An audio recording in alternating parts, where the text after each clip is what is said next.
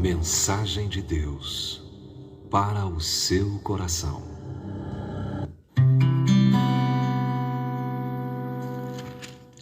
Lucas capítulo 23, a partir do 33. E quando chegaram ao lugar chamado A Caveira, ali o crucificaram e aos malfeitores, um à direita e outro à esquerda. E dizia Jesus: Pai, perdoa-lhes, porque não sabem o que fazem.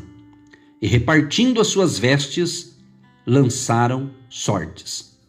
E o povo estava olhando, e também os príncipes zombavam dele, dizendo: aos outros salvou, salve-se a si mesmo, se este é o Cristo, o escolhido de Deus. E também os soldados escarneciam dele, chegando-se a ele e apresentando-lhe vinagre, e dizendo: se tu és o rei dos judeus, salva-te a ti mesmo. E também, por cima dele, estava um título, escrito em letras gregas, romanas e hebraicas: este é o rei dos judeus. E um dos malfeitores que estavam pendurados blasfemava dele, dizendo: se tu és o Cristo, salva-te a ti mesmo e a nós. Respondendo, porém, o outro repreendia-o, dizendo: tu nem ainda temes a Deus, estando na mesma condenação? E nós, na verdade, com justiça, porque recebemos o que os nossos feitos mereciam, mas este nenhum mal fez. E disse a Jesus: Senhor, lembra-te de mim quando entrares no teu reino. E disse-lhe Jesus: em verdade te digo que hoje estarás comigo no paraíso. E era já quase a hora sexta, e houve trevas em toda a terra até a hora nona. Escurecendo-se o sol, e rasgou-se ao meio o véu do templo. E clamando Jesus com grande voz, disse: Pai, nas tuas mãos entrego o meu espírito. E havendo dito isso, expirou. E o centurião, vendo o que tinha acontecido, deu glória a Deus, dizendo: na verdade, este homem era justo. E toda a multidão que se ajuntara a este espetáculo, vendo o que havia acontecido, voltava batendo nos peitos. Gente, esse é um dos textos, eu li aqui em Lucas, mas está escrito também em Mateus 27, 33, em Marcos 15, 22 e em João 19, verso 17. O momento da crucificação. Eu creio que a maioria, ou quase todos, eu acho, né? Todos que nos ouvem neste momento, pelo menos aqui no rádio, nesse momento, eu acredito que todos já conhecem essa história. Essa história é conhecidíssima. Mas eu tenho dito o seguinte: não adianta eu conhecer a história de Jesus. Não adianta eu apenas conhecer os fatos que aconteceram no passado. Mas eu preciso entender o lado espiritual, ou seja, eu preciso realmente se entregar completamente ao Senhor Jesus. Jesus Cristo, Filho de Deus. Interessante que me chama a atenção, aliás, eu já falei esses dias atrás sobre isso aqui, quando Jesus, então, crucificado, e estava à direita e à esquerda dois ladrões. E como o próprio, um deles reconheceu e disse: olha, nós estamos aqui para pagar o que a gente fez de errado. Mas ele não. Mas Jesus justamente foi crucificado justamente para o sacrifício. Em João capítulo 1, olha só que interessante, no Evangelho de São João, em João capítulo 1, o verso 29, diz assim: no dia seguinte, João viu a Jesus, que vinha para ele, e disse: eis o Cordeiro de Deus, que tira o pecado do mundo. Então aqui quem falou foi o João Batista, né? Ele estava ali mostrando ali, ó, eis o Cordeiro de Deus. Então era necessário esse sacrifício, era necessário justamente para salvar a humanidade. E um texto aqui do Antigo Testamento, em Êxodo capítulo 12, Êxodo 12, o verso 3, diz o seguinte: diz o seguinte, olha que interessante, Êxodo capítulo 12, o verso 3. Falai a toda a congregação de Israel, dizendo, aos 10 deste mês, tome cada um para si um cordeiro, segundo as casas dos pais, um cordeiro para cada casa, ou um cordeiro para cada família. Então aqui foi quando instituiu a primeira Páscoa.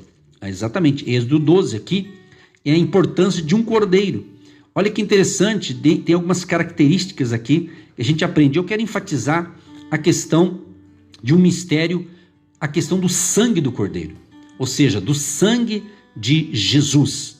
O verso 7 de Êxodo, capítulo 12, diz, e tomarão do sangue e poloão em ambas as ombreiras e na verga da porta, nas casas em que o comerem.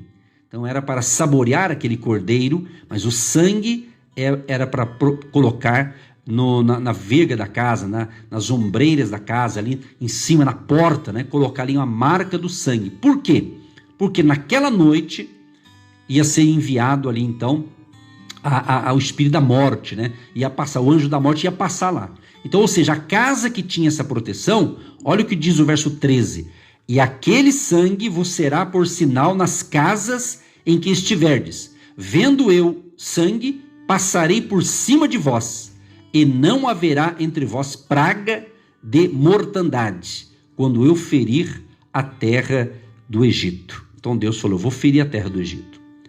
Os primogênitos iam ser eliminados, tanto de gente quanto de animais.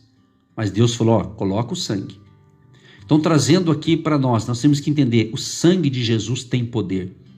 Jesus, quando estava ali sendo crucificado, antes dele chegar à cruz, você sabe, ele sofreu, ele tem aquele sofrimento até chegar na cruz, até chegar ali. E lá na cruz, a nossa salvação ali é concretizada. Jesus deu a sua vida. Jesus deu a sua vida em sacrifício pela humanidade. Ou seja, Jesus levou sobre si os nossos pecados, as nossas iniquidades. Também levou sobre si as nossas enfermidades. Um texto que eu falo bastante aqui, Isaías 53, que ele já profetizava a vinda do Messias. E ele disse, Isaías 53, ele fala ali que ele levará sobre si as nossas doenças, nossas enfermidades, pelas suas pisaduras fomos sarados, né? Então, Isaías profetizou, acho que 800 anos antes da vinda de Cristo, né? Do seu nascimento, da sua morte, ele profetizou isso. Então, ali na cruz foi concretizado ali a nossa salvação, a nossa vitória. Nós, eu, você, a humanidade, né? Nós tínhamos uma dívida impagável, quer dizer, os nossos pecados, né? Era impagável, mas Jesus veio e pagou a nossa dívida. Jesus cravou aquela nota promissória dos nossos pecados na cruz. Ele levou sobre si os nossos pecados. Então, quando você entende esta palavra, o Espírito Santo faz você compreender esse lado espiritual e não apenas a história de Jesus. Eu vou repetir acho que a terceira vez. Não adianta as pessoas do mundo todo conhecer a história de Jesus apenas. Só a história não adianta. Tem que ter um encontro com esse Deus da história. Tem que ter um encontro verdadeiro. E isso é o quê? A salvação. A pessoa se liberta. Então, quando fala em Egito, Egito é escravidão. Egito é pecado. Egito é vida ruim, é vida sem Deus. Então, Deus providenciou a libertação. Então, Páscoa também é o quê? A libertação. Aquele povo foi liberto da escravidão. Eles eram escravos, mas eles passaram a ser livres. Deus os salvou daquela situação.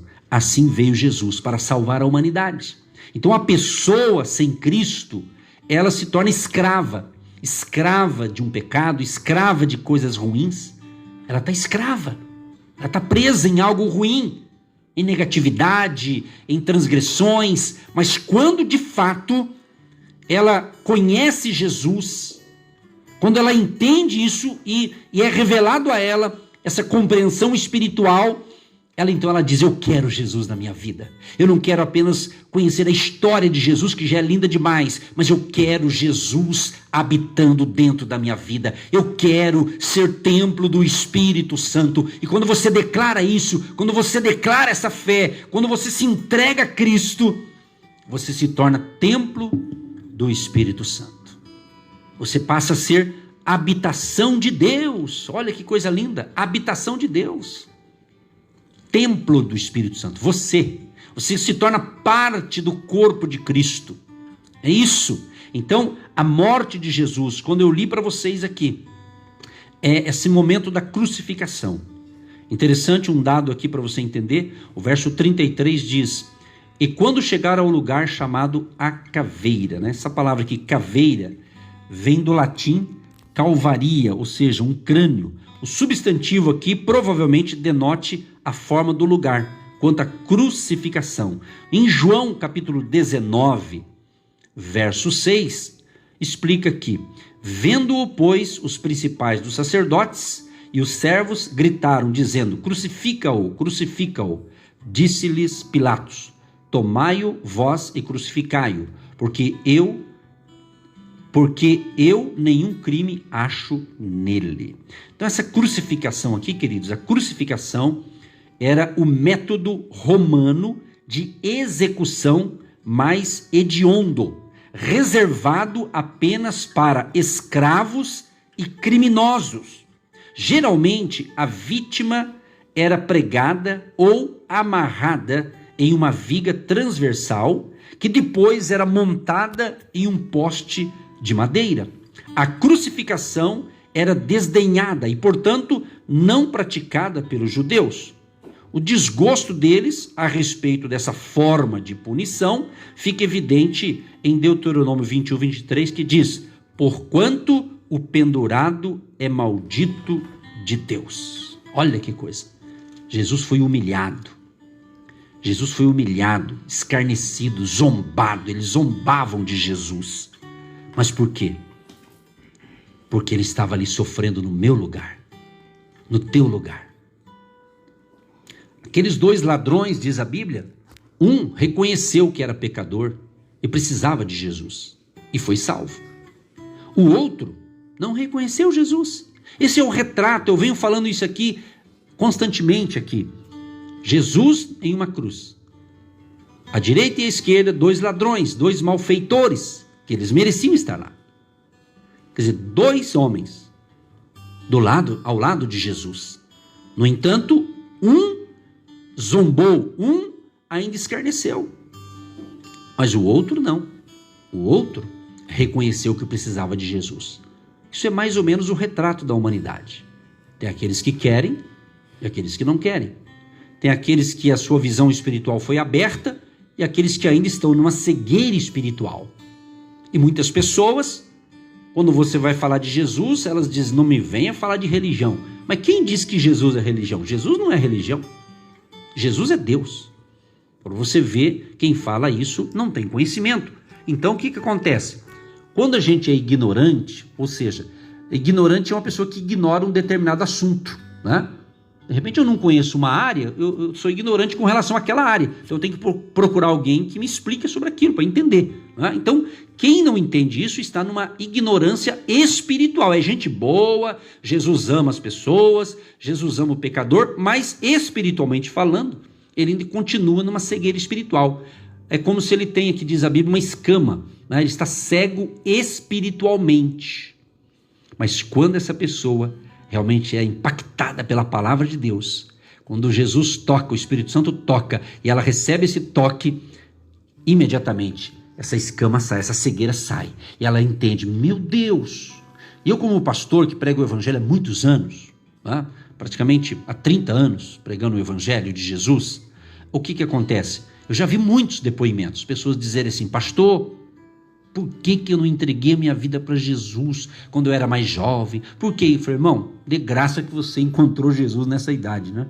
Então a salvação é individual. A salvação não quer dizer que todo mundo vai ser salvo tudo junto, né? Um vem de um jeito, vem do outro. O importante é a pregação do evangelho. O importante é isso. Mas para a gente concluir, para orar, eu li todo o texto da crucificação e explicando isso aqui para você entender a importância da morte de Cristo. Então, a Páscoa, né? Agora domingo de Páscoa, o domingo da ressurreição. Então Jesus ressuscitou ao terceiro dia, nós sabemos disso, né? Ele ressuscitou Tá? Ele ficou aparecendo ali por um período de 40 dias entre grupos, discípulos, apóstolos e pessoas ali. Ele aparecia para vários grupos de pessoas, que ele mostrou ali que ele tinha ressuscitado, né? Aí quando ele vai em definitivo ao céu, ele diz: olha, eu vou para o céu, mas não vou deixar vocês sozinhos, não vou deixar vocês órfãos, não. Eu vou enviar o Consolador, o Espírito Santo. E essa promessa ele já cumpriu. Mas ele disse também: um dia eu vou voltar para buscar vocês. E eu quero lhes informar, prezado ouvinte do rádio, ou se tem alguém me assistindo pelo canal do YouTube do Agindo Deus Quem Impedirá, lhes informar que breve Jesus voltará. Te prepare, se entregue a Cristo, viva Jesus, porque Jesus te ama e Ele quer o melhor para você. Quero agradecer por esta manhã muito especial. Eu sei, Pai, que há mais de 2000 anos atrás, o Senhor Jesus estava sendo numa sexta-feira, não quer dizer que era hoje, mas era uma sexta-feira, o Senhor estava ali dando a sua vida para salvar a minha vida e a vida de milhões e bilhões e trilhões de almas. Muito obrigado, Jesus, pelo teu sofrimento. Muito obrigado, nós reconhecemos o Senhor Jesus como nosso Salvador, nosso Senhor, nosso Deus, o Todo-Poderoso. Mas o Senhor está vivo, à direita do Pai, intercede por nós. Senhor, coloco diante de Ti, ó Pai, cada pedido, todos os ouvintes e todos que enviaram seus pedidos de oração, ó Pai, durante toda essa semana e que estão enviando ainda hoje, nessa sexta-feira. Pai, proteja essa casa, proteja com o Teu sangue, Jesus, proteja nossas vidas, nos livra de todo mal, ó Pai. Cega o nosso inimigo, Pai, cega, Senhor, o nosso inimigo agora, em nome de Jesus. O inimigo que eu falo, Tu sabes, é o inimigo, as forças do mal. Ó Deus, em nome de Jesus, proteja cada família, cada ouvinte, e seja uma manhã de cura divina. Seja uma manhã de saúde, seja uma manhã de restauração, seja uma manhã de milagres criativos, porque o Senhor venceu a morte e o poder da ressurreição está em nós, através de Jesus Cristo. O Espírito Santo agindo nesta manhã, levanta-se o caído, o abatido, o prostrado, o desanimado, aquele que está desanimado, aquele que está meio para baixo, Senhor, aquele que está assim, até a sua imunidade física e até a imunidade espiritual baixa. Restaura a saúde deste homem, desta mulher. Levanta, Senhor, em nome de Jesus, que a Tua graça, favor, bondade e misericórdia alcance a todos que estão orando comigo agora. Abençoa a chave da casa, do carro, da empresa, os documentos, pedido de oração, o povo que coloca do lado do rádio, do computador, sua caderneta de oração, sua lista de oração, sua agenda de oração. Deus, tenha misericórdia de todos nós. E que tenhamos uma sexta-feira abençoada, que tenhamos um excelente final de semana. Abençoa a família querida, Pai. Abençoa os nossos jovens, adolescentes, juniores, crianças, o bebezinho recém-nascido, a mamãe grávida, a família querida sendo abençoada em nome de Jesus. Abençoa esta água que nós separamos, que após a oração se torne um remédio espiritual. Eu vou tomar aqui, Senhor, no estúdio da minha água. E aqueles que fizeram o mesmo também sejam abençoados aí, em nome de Jesus. Abençoa também aqueles que ofertam, contribuem, aquele que entrega um dízimo, oferta, uma semente de fé. Abençoa todos os colaboradores. Abençoa, prospera, multiplica e dê condições financeiras saudáveis para todos os nossos ouvintes, Pai, para que eles possam ajudar a semear nesta obra, neste trabalho de evangelização e pastoral e apostólico e profético. Assim oramos no poderoso nome de Jesus de Nazaré. Abençoa a cidade de Curitiba, o estado do Paraná, o nosso querido Brasil, e onde chega essa programação, chega ali o agir de Deus em todos os povos